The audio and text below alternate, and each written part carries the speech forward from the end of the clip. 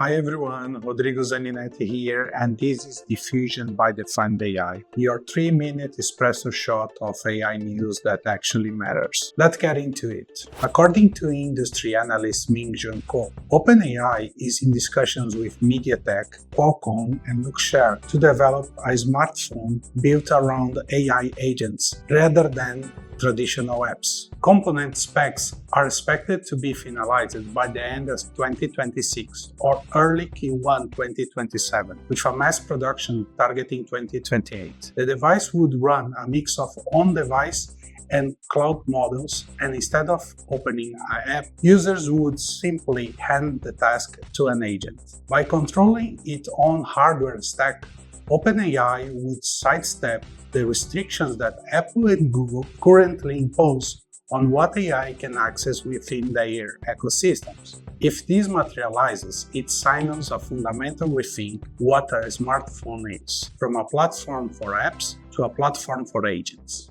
Speaking of AI agents taking center stage, Google officially launched the Gemini Enterprise Agent Platform, bringing model selection, agent building, and enterprise governance under one system. Available on Google Cloud, the platform supports over 200 models, including third-party options like Anthropic's Claude, and already processes 6 trillion tokens monthly through its Agents Development Kit. Teams can build agents through a low-code Visual Studio or a code-first development kit, with agents capable of maintaining context for a days at a time. The governance layer is what stands out. Tools to register, monitor, and security agent fleets at scale with anomaly detection, threat detection, and a dedicated security dashboard. As AI agents take on more critical business process, knowing what they are doing and being able to stop them when needed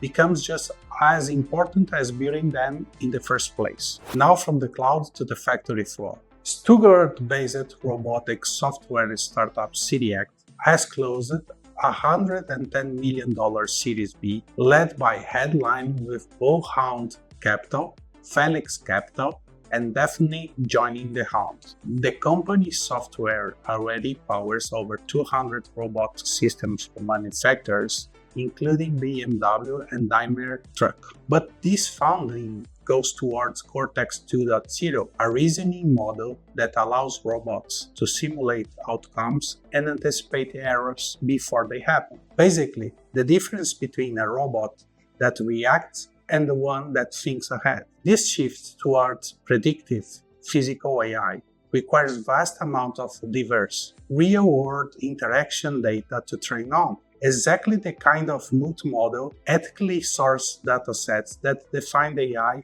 delivers for physical AI applications. As the robotics sector grows, training data quality becomes a decisive edge, and that is a big reason to export our physical AI data offering at Defined.ai. And that's all for this week's Diffusion. Thanks for watching, and we'll see you next week.